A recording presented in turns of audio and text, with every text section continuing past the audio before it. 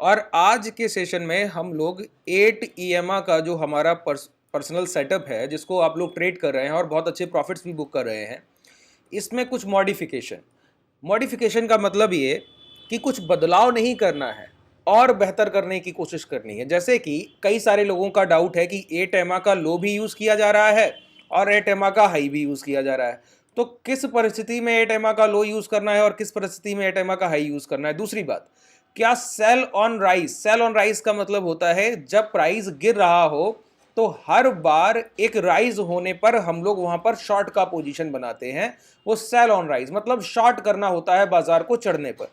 और by on dip कि गिरावट पर हर बार खरीदारी देखी जाए।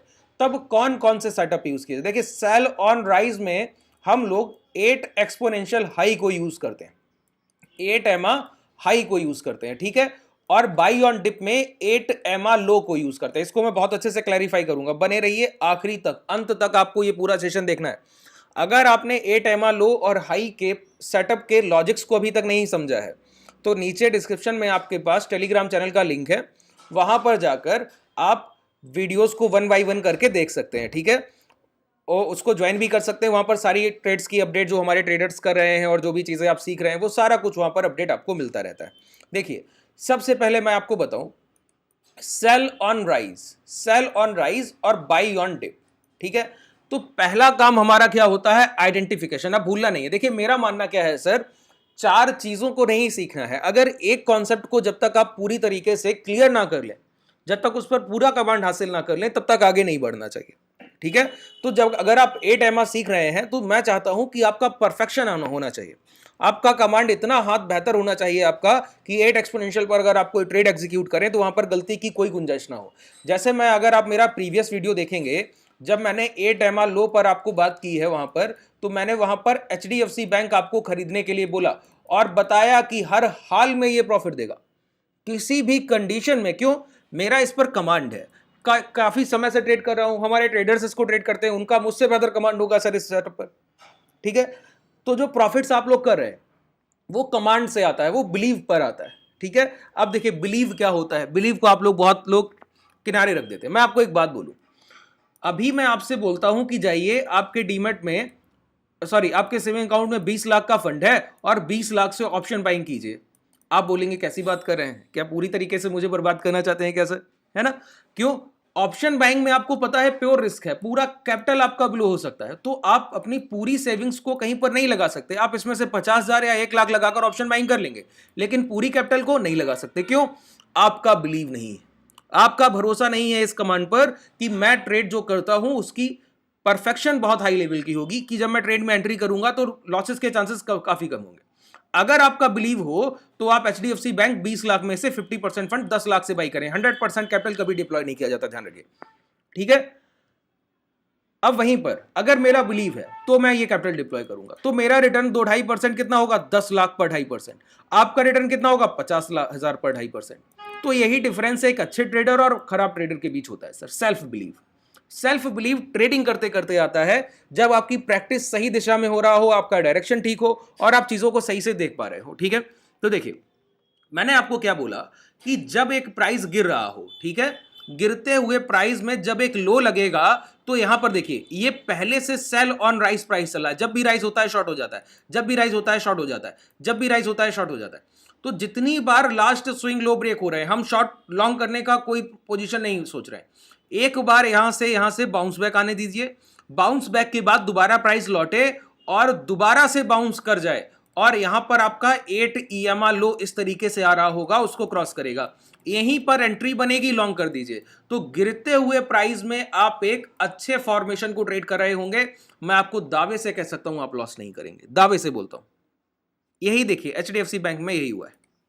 हम लोग डेली टाइम फ्रेम पर यहां पर लगा लेते हैं, ठीक है। ये मेरा प्रोजेक्शन है। यहां पर आप देखिए तो हर बार सेल ऑन राइज, प्राइस गिरते गिरते आगे बढ़ रहा है, सेल ऑन राइज, हर बार प्राइस सेल ऑन राइज पे है। अब ये लो लग गए, ठीक है। अगर ये ऊपर जाकर दोबारा लो ब्रेक करता और नीचे जाता तो मैं इसको लॉन्ग करने के लिए नहीं, खरीदने के लिए नहीं बैठा था। कब खरीदा मैंने? जब मैंने देखा कि इसने अपना लास्ट स्विंग लो सेव किया, और लास्ट स्विंग लो सेव करने के बाद अगर मैं यहां पर मूविंग एवरेज को प्लॉट करूं देखिए जो गलतियां आपसे किसी सेटअप में होती हैं मैं उनको दूर करने की कोशिश कर रहा हूं बस, ठीक है, कि कभी कोई गलती या तकलीफ नहीं होनी चाहिए। तो ये 8 एक्सपोनेंशियल मूविंग एवरेज मैंने हाई से प्लॉट कर दिया, ठीक है। सेटिंग्स को देख लीजिए, मैंने लेंथ को 8 रखा है, सोर्स लो कर दिया है, स्मूथिंग लाइन ईएमआ कर दिया, एक्सपोनेंशियल कर दिया। देखिए अब ये प्राइस जिस दिन ये अंदर आया था, यहां पर आपकी बाइंग बनी थी 1410-11 पर, तो मैंने कहा था अब ये प्राइस लौट कर दोबारा ये लो ब्रेक नहीं करेगा, आपके सामने अभी आप खरीदारी करके बैठिए और ये आपको प्रॉफिट देकर जाएगा। तो अभी क्या ट्रेड कर रहा है 1445। मैं आपको बोलूं ये जो प्राइस है ये 1480-82 के हाई भी ब्रेक करेगा और इसके बाद जब ये हाई ब्रेक होंगे तो आपका नेक्स्ट टारगेट जो होगा वो 1590, ठीक है। तो अगली खरीदारी आपकी कब बनेगी?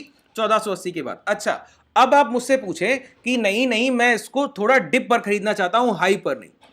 क्या बोल रहे हैं कि मैं ये खरीदारी तो करना चाह रहा हूं लेकिन डिप पर करना चाहता हूं कि थोड़ी गिरावट मिले तो मैं खरीद लूं, इतना हाई पर नहीं खरीदना चाहता हूं, मैं एंट्री करना चाहता हूं, मेरा एंट्री 1410-11 पर नहीं हुआ तो 1440-45 नहीं खरीदना चाह रहा हूं, मैं 1430 मिल जाए 32 मिल जाए तो खरीदूंगा। तो मैं क्या बोलूंगा पता है, जो प्राइस एक बार डेली टाइम फ्रेम पर सेल ऑन राइज का फॉर्मेशन खत्म कर कर डब्ल्यू फॉर्मेशन से 8 EMA लो के ऊपर आ गया है, अब उस प्राइस को आप आवरली टाइम फ्रेम पर ट्रैक कीजिए। देखिए ध्यान से सुनिएगा, यहां से आपका फॉर्मेशन क्लियर हो रहा है। मैंने क्या कहा, आवरली टाइम फ्रेम पर ट्रैक कीजिए और आवरली टाइम फ्रेम पर ट्रैक करने में क्या करना है, buy on dip. Buy on dip क्या होता है बताइए, ध्यान से सुनिए। बाई ऑन डिप होता है सर जब कोई प्राइस एक गिरावट करके नीचे आए और जहां से टर्न अराउंड हो वहीं पर हम उसको खरीद लें। एक चलता हुआ प्राइस जब जब डिप दे तो इस डिप में, ये जो डिप आता है प्राइस में, एक करेक्शन आता है, इस करेक्शन के रिवर्सल पे जहां से रिवर्सल घूमेगा वहीं से हम बाइंग की अपनी अपॉर्चुनिटी को खोजें और वहीं पर खरीदारी कर लें, ठीक है। तो मैंने क्या बोला, देखिए टॉप टू बॉटम अप्रोच कहते हैं इसको, टेक्निकल में क्या बोलते हैं, टॉप टू बॉटम अप्रोच, ठीक है। पहले मैंने हायर टाइम फ्रेम देखा, daily time frame. Daily time frame में एक एचडीएफसी का स्टॉक जो कि बाइंग में आ चुका है, अब खरीदारी में है, तो मुझे क्या करना है, छोटे समय पर उसकी अपॉर्चुनिटी जितनी बार वो चलेगा उससे पहले एक करेक्शन देगा छोटा, तो उस करेक्शन में मुझे पोजीशन बनाना है, हाई पर बेच देना है, फिर करेक्शन में पोजीशन बनाना है, हाई पर बेच देना है, फिर करेक्शन में पोजीशन बनाना है, हाई पर बेच देना। कैसे संभव होगा, मैं आपको बोलता हूं। ये एक 8 EMA लो का लाइन है, ठीक है। मैंने देख लिया कि डेली टाइम फ्रेम पर ये बाइंग में आ चुका है। बाइंग में आने का प्रोसेस मैंने बता दिया कि प्रीवियस स्विंग लो ब्रेक होने से पहले दोबारा 8 EMA के ऊपर प्राइस आ गया तो बाई में आ गया। अब बाई में आने के बाद एक बार चलने के बाद दोबारा नीचे लौटे और 8 EMA के नीचे क्लोज करे। जैसे ही नेक्स्ट कैंडल कभी भी दोबारा जाकर 8 EMA के ऊपर क्लोज करेगा, यहीं पर लॉन्ग बनेगा। आप लॉन्ग कीजिए, ऊपर बेच कर आइए, फिर दोबारा बने तो फिर लॉन्ग कीजिए, फिर बेच कर आइए, फिर तीसरी बार नीचे आने के बाद ऊपर आता है ऐसे तो फिर खरीदिए और फिर ऊपर बेच कर आइए। तो ये जो हर बार आप प्रॉफिट बुक करेंगे इसी को कहते हैं buy on dip. Buy on dip, हर बार बाई ऑन डिप करना है, बस और कुछ नहीं। तो देखिए सिंपल प्रोसेस मैं यहां पर आपको दिखा दूं, ये देखिए यहां पर खरीदारी बनी थी 1410-11, आप लोगों ने नहीं खरीद पाया, मान लिया नहीं खरीद पाया। अब आपको बाइंग अपॉर्चुनिटी चाहिए, प्राइस चलकर गया 27-28, लौट कर आया यहां पर, अगर आप गौर करें तो ये एक कैंडल इसके नीचे क्लोज किया, क्लोज करने के बाद नेक्स्ट कैंडल ही जाकर इसके ऊपर क्लोज कर रहा है, क्लोज कर रहा है ना, लॉन्ग कीजिए, यहां पर लॉन्ग कीजिए। अभी प्राइस कहां ट्रेड कर रहा है, 1445-46। अब दोबारा से इस एवरेज के नीचे प्राइस आएगा और लौट कर दोबारा इसके ऊपर निकलेगा, अब फिर लॉन्ग करेंगे, फिर ऊपर जाने का मौका मिलेगा। तो ये जो बाइंग का पैटर्न है, ये क्यों कर रहे हैं, क्योंकि सबसे पहले हम लोगों ने क्या किया, आइडेंटिफिकेशन। आइडेंटिफिकेशन में आपको पता चला, पहचान में क्या पता चला कि एचडीएफसी बैंक का स्टॉक अब चलने को तैयार है। कैसे पता चला, एक दिन के टाइम फ्रेम, डेली के टाइम फ्रेम पर जब मैंने 8 EMA लो यूज किया तो वहां से मुझे कंफर्मेशन मिला, अब मैं छोटे समय पर जाकर बार बार खरीदारी करते हुए आगे बढ़ सकता हूं। ठीक है, कितना सिंपल प्रोसेस था ये, कितना सिंपल और कितना परफेक्ट, कभी आपसे गलती होगी ही नहीं। अच्छा, इसी को थोड़ा और परफेक्शन की तरफ ले जाएं तो एक दो एग्जांपल और लेते हैं। अगर मैं यहां पर आपसे बोलूं कि अगर आप कोल इंडिया का चार्ट देखें, तो अभी मैं एक बाइंग में था छोटे टाइम फ्रेम पर कोल इंडिया की, देखिए यहां पर ये चार्ट लगा हुआ है, देखिए कोल इंडिया के एक छोटे टाइम फ्रेम की बाइंग में था। देखिए प्रोसेस को समझिए, ये आवरली टाइम फ्रेम है, प्राइस में लगातार क्या है, प्रॉफिट बुकिंग आ रहा है, और प्रॉफिट बुकिंग आते आते क्या हुआ, ये प्राइस एक सपोर्ट जो एरिया के पास पहुंच गया। अच्छा, सपोर्ट एरिया क्या होता है पहले तो वो समझिए।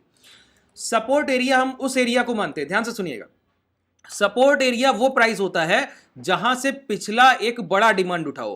पिछली बार अगर 200 से कोई प्राइस 220 चल कर गया, तो अब हम 200 को मार्क करके रखेंगे, कभी भी 200 के आसपास प्राइस आकर वहां से टर्न अराउंड घूमने लगा तो वो सबसे बेहतर सपोर्ट है, क्योंकि वो प्राइस अभी अनटच्ड है। पिछली डिमांड जहां से उठी वहां के पेंडिंग ऑर्डर अभी तक एग्जीक्यूट नहीं हुए, वो फर्स्ट टाइम है कि प्राइस उस जोन को टच कर रहा है। जब प्राइस उस जोन को टच कर रहा है तो वहां से क्या उठेगी, एक डिमांड उठेगी, ठीक है। अच्छा, डिमांड का फॉर्मेशन भी हम लोग 8 EMA से पहचानते हैं। देखिए मैंने कहा ना मॉडिफिकेशन, मॉडिफिकेशन का मतलब है इसमें कुछ चीजें ऐड ऑन करना। मैंने इसीलिए बोला जो अंत तक सेशन में रहेगा वो इसका सबसे ज्यादा बेनिफिट ले पाएगा, ठीक है।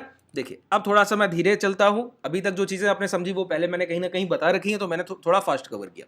देखिए होता क्या है कि पिछली बार देखिए 8 EMA से यहां से ये बाइंग उठी, जैसे कि HDFC बैंक में अभी उठ रही थी, उसी तरीके का ये डिमांड यहां से उठा, ठीक है। तो 8 EMA से जहां से प्रीवियस डिमांड उठता है वही हमारे लिए सपोर्ट जोन होता है। अगर इसको आप मार्क करें परफेक्शन के साथ तो रेक्टेंगल से मार्क किया कीजिए, ये सपोर्ट जोन था, ठीक है, ये सपोर्ट जोन है मार्केट के लिए। अब कोल इंडिया कभी भी अनटच्ड जोन है, एक बार भी अभी तक प्राइस दोबारा लौटकर इस दायरे में नहीं आया। अभी प्रॉफिट बुकिंग हुआ तो प्राइस अचानक से लौटकर इस जोन में आ गया।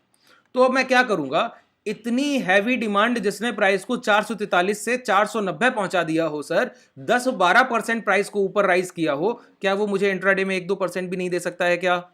बिल्कुल दे सकता है।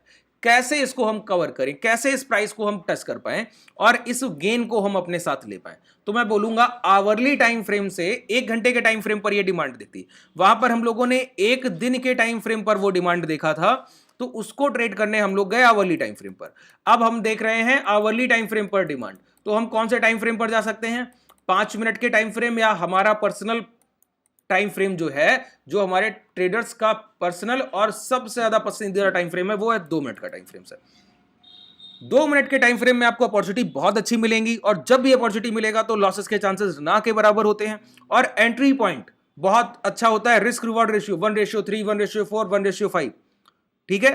1 रुपए का अगर आप रिस्क लेंगे तो 4 रुपए 5 रुपए के टारगेट बहुत आसानी से रखे जा सकते हैं। कौन से टाइम फ्रेम पर? 2 मिनट के टाइम फ्रेम पर। तो इसके लिए टॉप टाइम फ्रेम आवरली है और बॉटम टाइम फ्रेम 2 मिनट है। अगर डेली टाइम फ्रेम पर आपने टॉप टाइम फ्रेम देखा है कि आइडेंटिफिकेशन किया कि कोई सपोर्ट है या रिवर्सल है, ठीक है, तो वहां से जब आप खरीदारी करने गए तो 1 आवर का टाइम फ्रेम, ठीक है। तो आवरली टाइम फ्रेम से शिफ्ट हो रहे हैं तो किधर जाएंगे? 2 या 5 मिनट। तो हम लोग चलते हैं 2 मिनट के टाइम फ्रेम पर, दोबारा से एक बार सपोर्ट मार्क कर लेते हैं यहां पर, ठीक है। बहुत आसानी से चीजों को सीखिए। देखिए जितने आपके डाउट आएंगे मैं उतनी बार क्लियर करूंगा। आप नीचे कमेंट सेक्शन में सब कुछ बता सकते हैं। इसके अलावा आपको पर्सनल कोई एडवाइस चाहिए या आप हमसे जुड़ना चाहते हैं, जो डिस्क्रिप्शन में पूरी जानकारी है, कॉन्टैक्ट डिटेल्स हैं, टेलीग्राम चैनल का लिंक है, वहां पर पहले ट्रैक कीजिए, उसके बाद बात कीजिए और पूरी तरीके से सेटिस्फैक्शन होने के बाद फिर आप ज्वाइन कीजिए, ठीक है।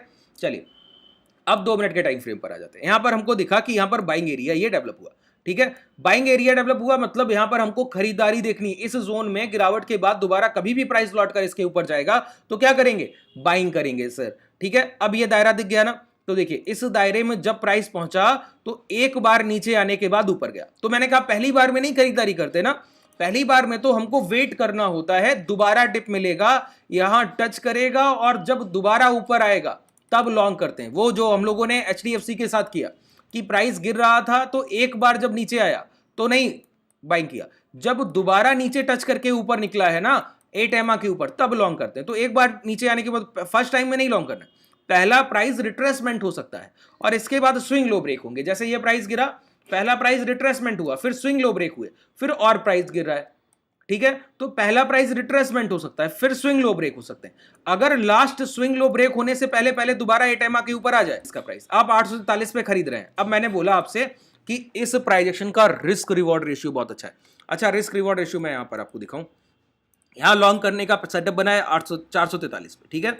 यहां मैंने इसको लॉन्ग किया, ये प्राइस इस तरीके से यहां मैंने रखा और ये देखिए ये आपके अभी तक के टारगेट देख पा रहे हैं, ये आपके टारगेट है। रिस्क रिवॉर्ड रेशियो ये होता है। अच्छा, अब आप बोलेंगे कि इसको मैं कैसे टैकल करूं, यहां पर मेरा एसएल ट्रेलिंग कैसे होना चाहिए? तो मैं बोलूंगा कभी भी यहां पर आपने एंट्री कैसे की थी बताइए? आपका एंट्री का तरीका क्या था? प्राइस एक बार डिप लेने के बाद नीचे आने के बाद ऊपर गया तो खरीद लिया, ठीक है। अब जब भी प्राइस आप ट्रेल करते रहेंगे इसी 8 EMA के साथ, जब भी प्राइस दोबारा इसके नीचे आएगा तो वहीं पर आप एग्जिट कर देंगे। आपकी 843 की एंट्री, स्टॉप लॉस एरिया क्या है बताइए? स्टॉप लॉस एरिया है 841, 2 रुपए का स्टॉप लॉस है आपका, ठीक है। अब ये प्राइस चलते जा रहा है, चलते जा रहा है, चलते जा रहा है, चलते जा रहा है, चलते जा रहा है, यहां पर आकर ये 847 पर इसके नीचे उतरा ना एवरेज के नीचे। यहीं पर आपको क्या करना है, अपने शॉर्ट्स की पोजीशन को जो लॉन्ग आपने किया है उसको एग्जिट कर देना है। एग्जिट 843 पे खरीदा, 47 पर निकल गया, ₹4 का मुनाफा, 1% के आसपास आपको कोल इंडिया इंट्राडे देकर चला गया। ये जब परफेक्शन आप देख लेंगे तब आपको समझ आएगा कि हाँ, जो आप ट्रेड्स कर रहे हैं वो कितना पावरफुल है, कितना एफिशिएंट है। ठीक है, तो मैंने आपका 8 एक्सपोनेंशियल लो जो है वो पूरी तरीके से क्लियर कर दिया, लगभग लगभग। आपको इसमें कोई डाउट नहीं होगा। अगर कोई डाउट है तो नीचे कमेंट सेक्शन में बताइए, मैं अगले वीडियो में आपके डाउट्स को मेंशन करूंगा और वहां पर जो भी आपके लिए रिजोल्यूशन हो सकेगा वो करने की कोशिश करूंगा। जो भी आपके डाउट है वो पूरी तरीके से क्लियर करूंगा। चलिए, धन्यवाद।